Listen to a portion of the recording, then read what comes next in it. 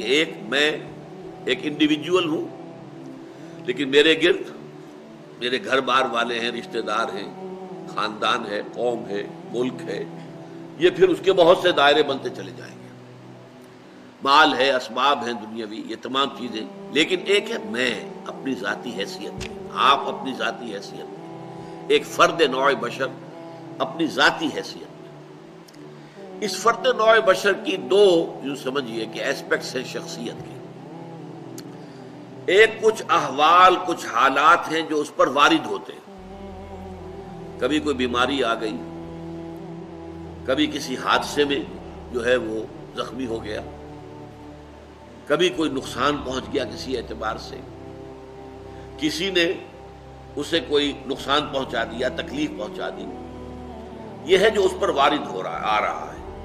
اس کے بارے میں نقطہ نظر کیا ہوگا ایمان والے شخص کا؟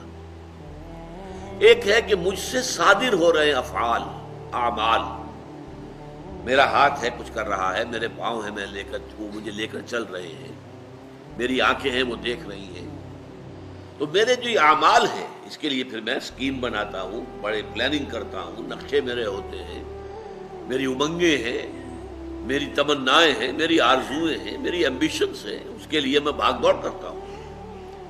اس کے بارے میں ایمان کا نقطہ نظر کیا ہوگا؟ تو یہ دو نہایت لطیف چیزیں ہیں سوچنے کی۔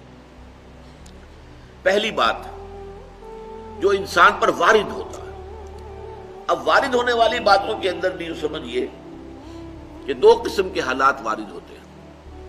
ایک وہ ہے جو آپ کے لیے دل خوشکن ہے، خوشگوار ہے، بڑا اچھا ہوا، اچانک جو ہے کوئی آپ کو نفع حاصل ہو گیا، غیر متوقع طور پر کوئی کامیابی حاصل ہو گئی، اس سے انسان زیادہ متاثر نہیں ہوتا، اگرچہ ہوتا ہے، اگر وہ ظرف کم ہوگا تو پانی چھلکے گا، آپے سے باہر ہو جائے گا، پھولے نہیں سمائے گا خوشی سے، لیکن زیادہ جو تاثر آدمی لیتا ہے وہ تکلیف، مصیبت، کوئی مصیبت آ گئی، کوئی تکلیف آ گئی، کوئی بیماری آ گئی، کوئی حادثہ ہو گیا، کوئی نقصان ہو گیا بہت بڑا، اس پر کیا ہوتا ہے کہ انسان ملول، غمگین، انتہائی مایوس ہو کر رہ جائے۔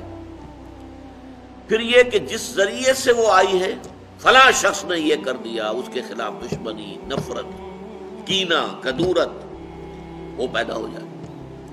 یہ تو ہے ایک عام طرز کا جس کے اندر کہ ایمان نہیں ہے۔ جس میں ایمان ہے اس کی سوچ بالکل مختلف ہوگی۔ وہ کیا ہے؟ ما صاب من مصیبت الا باذن اللہ، نہیں پڑتی کوئی پڑنے والی کوئی مصیبت مگر اللہ کے اذن سے۔ جو بھی کچھ ہوا ہے، پہلی بات یہ جان لیجئے کہ وہ اللہ کے علم کے بغیر نہیں ہوا۔ واللہ بکل شیء علیم، یہ آیت اسی پر ختم ہوگی۔ اللہ ہر چیز کا جاننے والا ہے، اچانک یہاں کچھ نہیں ہوتا۔ یہ اندھا بہرا مادہ جو ہے یہاں پر اس کی کار فرمائی نہیں ہے، در حقیقت فیصلہ اللہ کا چل رہا ہے۔ جو شے بھی وقوع پذیر ہوتی ہے وہ ایک تو یہ کہ اللہ کے علم میں پہلے سے موجود ہوتی ہے، دوسرے یہ کہ اللہ کے اذن سے آتی ہے، چاہے کسی ذریعے سے آئے۔ کسی نے آپ کو اٹھا کر پتھر دے مارا، اس نے پتھر پھینکا آپ کی طرف، یہ اس کا کام تھا، یہ اس کا عمل تھا۔ اگر اللہ نہ چاہتا یہ پتھر آپ کو نہ لگتا۔ آپ کو لگا ہے تو یقیناً اذن رب سے لگا ہے۔ اب انسان اگر سوچے، میں یہ بھی کہہ سکتا ہوں کہ یہ پتھر مجھ نے مجھے مارا، اور میں یہ بھی کہہ سکتا ہوں کہ اللہ کی طرف سے آیا۔ اب سوچ سے نقطہ نظر میں کتنی بڑی تبدیلی آ جائے گی۔ پہلے نتیجے میں غصہ، انتقام، غضب یہ پیدا ہوگا اس شخص کے خلاف، اور دوسرے نتیجے میں یہ کہ ٹھیک ہے اللہ کی طرف سے ہے، جو اللہ نے چاہا وہ ہو گیا، فلاں نے یہ کر دیا، فلاں نے یہ کر دیا، فلاں نے مجھے اس تکلیف میں ڈال دیا، فلاں کی وجہ سے مجھے یہ نقصان ہو گیا۔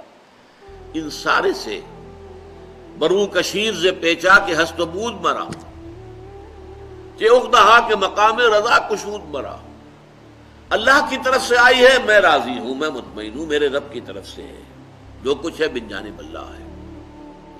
ما اصاب من مصیبت الا باذن اللہ، نہیں پڑتی کوئی پڑھنے والی کوئی مصیبت کوئی تکلیف مگر اللہ کے اذن سے. اللہ کے اذن کے بغیر پتہ تک نہیں ہلتا یہاں پر.